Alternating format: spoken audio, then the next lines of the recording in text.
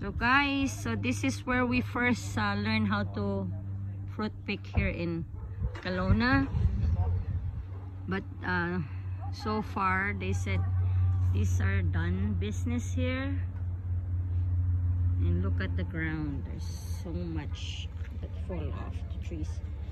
But we meet up with Dwayne, and he recognized our work for their farm. So yeah, he let us go in the other side, and he said there's some still good cherry that we can pick and enjoy for free. Right, Brandon? For free. Come on. Oh, I thought you get it. It's yeah. Come on. Let's make this sweet and quick. Okay, so we're going. I think these are grapes. I actually did my blackberries picking.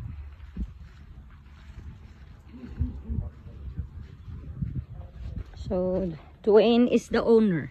He said he's the owner. Yes, we have to be careful because they're pruning.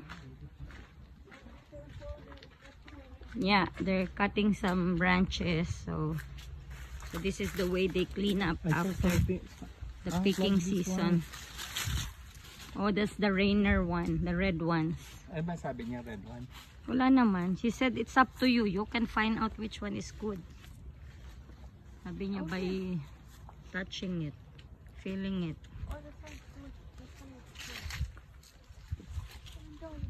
I'll concentrate on being careful.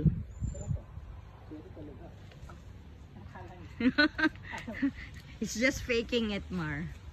So there you go. So this is the way they clean up after.